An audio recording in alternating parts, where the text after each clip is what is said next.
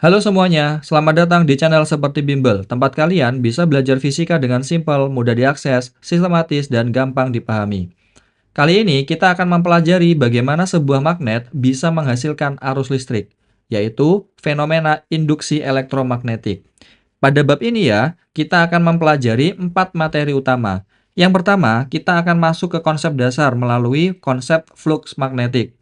Yang kedua, kita akan mempelajari motor penggerak listrik, yaitu gaya gerak listrik. Yang ketiga, kita akan kenalan dengan komponen utama yang sering keluar pada soal-soal induksi, yaitu induktor.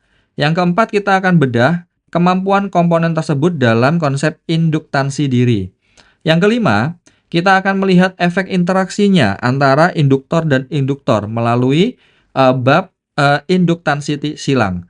Lalu, yang terakhir, kita akan membongkar cara kerja komponen yang mampu mengubah tegangan, yaitu transformator. Jadi, keenam materi ini nanti akan kita bahas tuntas pada video playlist video ini. Silahkan siapkan catatan kalian. Selamat belajar. Materi pertama yang akan kita pelajari pada bab ini adalah flux magnetik. Sebelum itu, kita akan mempelajari dulu konsep dasar dari induksi elektromagnetik. Jadi induksi elektromagnetik adalah fenomena timbulnya gaya gerak listrik atau GGL dan arus listrik pada suatu penghantar akibat adanya perubahan flux magnetik yang dilingkupi oleh penghantar tersebut. Nah, di sini kan ada istilah perubahan flux ya, tapi kita fokus dulu ke flux magnetik. Kalau flux magnetik itu berarti garis medan magnet ya. Garis medan magnet yang menembus bidang, yang melalui atau menembus sama aja, melalui bidang. Oke, bidangnya apa? Bidangnya itu penghantar. Lalu kenapa kok bisa ada perubahan? Kalau ada perubahan artinya medan magnetnya atau magnetnya itu tidak diam aja. Kalau magnetnya diam aja artinya fluksnya itu tetap yang menembus pada suatu luasan atau bidang itu tetap. Sedangkan kalau digerakkan, entah itu mendekat atau menjauh, maka dia nanti akan ada perubahan garis-garisnya. Nah, contohnya ya, ilustrasinya gini aja. Misalkan nih, saat posisinya diam tadi ya, tidak ada arus yang mengalir. Tetapi saat dia digerakkan, kalau dia digerakkan berarti kan garis medan magnetnya kan akan berubah menjauh, menjauh, menjauh gitu kan. Nah, saat tepat dia diam, ternyata nggak ada arusnya. Saat dia bergerak ke kiri atau mendekati, ada arusnya lagi, ya kan? Oke, jadi kalau dari ilustrasi ini ya, dari animasi sederhana ini, kita bisa simpulkan bahwa kalau bendanya itu diam, tidak ada arus yang mengalir. Kenapa? Tidak ada. Kalau dia bendanya diam ya, artinya tidak ada perubahan flux. Perubahan flux. Nah, kalau tidak ada perubahan flux, artinya tidak akan ada timbul gaya gerak listrik ya, dan tidak mungkin ada arus yang mengalir. Tetapi saat bendanya atau magnetnya itu digerakkan, entah itu mendekati ataupun menjauhi, maka akan ada perubahan flux. Kalau ada perubahan flux, maka nanti akan timbul GGL dan akan ada arus listrik yang mengalir pada rangkaian. Gitu ya, itu adalah dasarnya. Oke, lanjut. Selanjutnya flux magnetik. Flux magnetik itu lambangnya seperti 0 dicoret ke bawah ya. Itu didefinisikan sebagai banyak garis medan magnet yang melalui atau menembus suatu permukaan luas tertentu secara tegak lurus. Nah, di sini berarti kan ada beberapa kata kunci, yaitu banyak garis medan magnet yang melewati atau menembus suatu permukaan secara tegak lurus. Nah, ini ya, itu kata kuncinya. Oke, jadi misalkan nih, ini ada luasan ya, ada suatu bidang, anggap aja luasnya adalah A. Lalu ada medan magnet, medan magnetnya kita simbolkan dengan B ya, garis-garisnya ini adalah garis medan magnet ya. Ini adalah garis medan magnetnya. Nah, garis medan magnet ini menembus suatu luasan dengan kemiringan tertentu. Ingat ya, kalau dia miring, maka harus kita urekan sampai dia tegak lurus.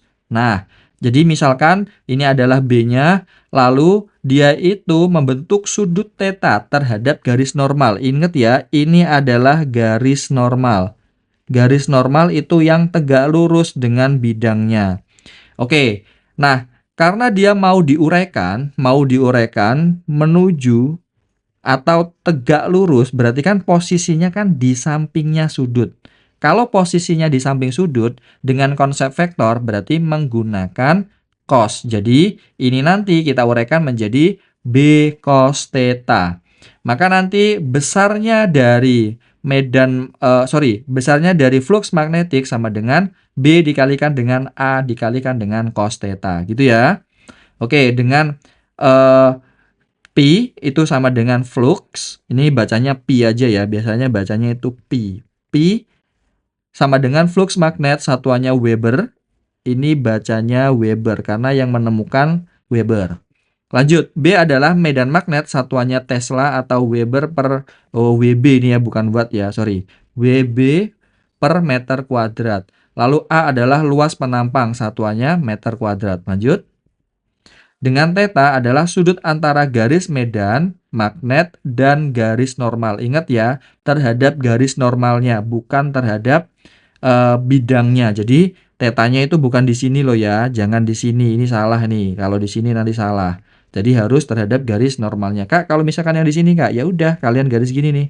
Berarti ini tetanya di sini. Gitu ya? Oke, kita lanjut.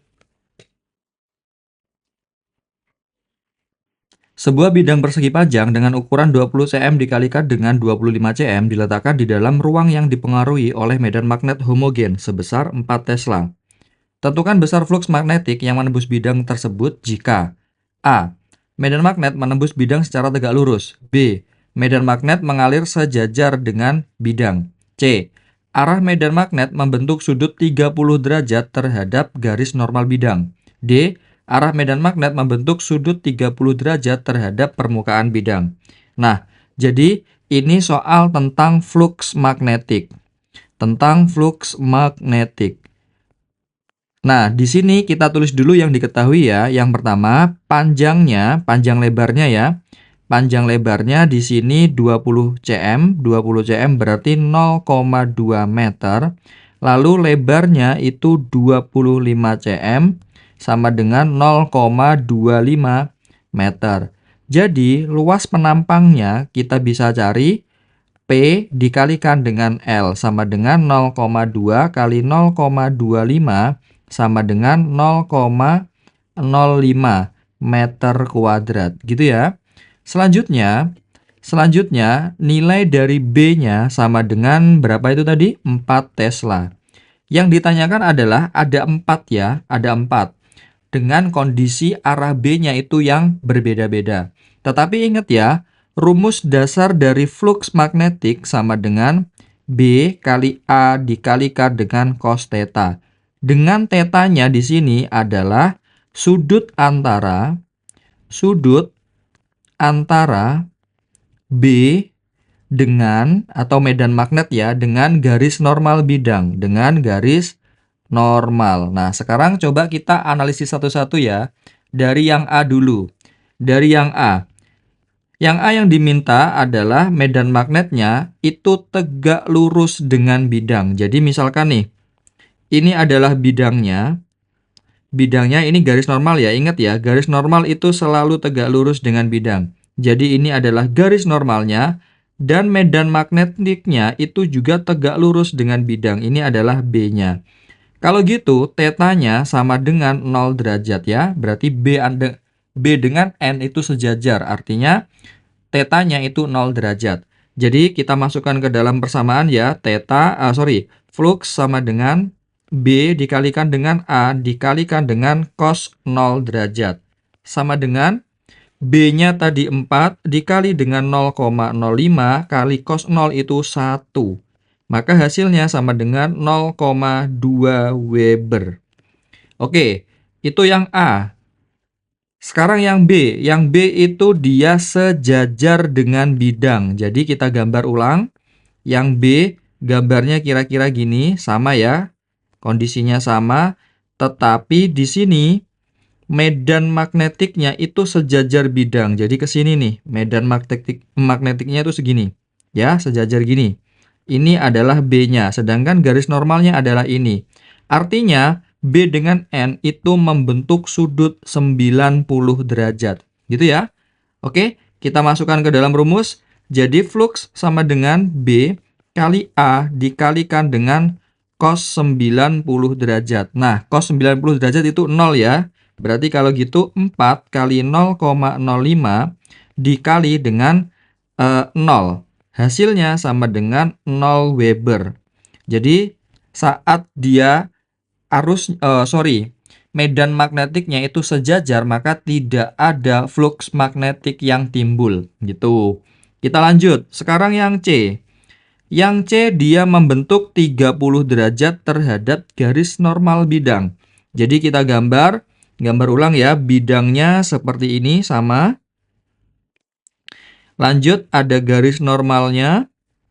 Ini N-nya. Nah, dia membentuk sudut 30 derajat terhadap bidang. Berarti B-nya ke sini dengan sudutnya terhadap normal ya. Garis normal berarti di sini tetanya. Sudutnya di sini 30 derajat. Oke, berarti udah sesuai ya. Maka tetanya itu juga 30 derajat. Jadi nanti flux magnetiknya sama dengan B dikalikan dengan A dikalikan dengan cos 30 derajat. Gitu, oke? Maka sama dengan B-nya tadi 4 kali 0,05 dikalikan dengan cos theta, cos 30 itu setengah akar 3. Jadi hasilnya sama dengan 0,1 akar 3. 0,1 akar 3 Weber. Yang terakhir, yang D yang diminta kalau dia membentuk sudut 30 derajat terhadap permukaan bidang. Jadi yang D itu kita gambar dulu.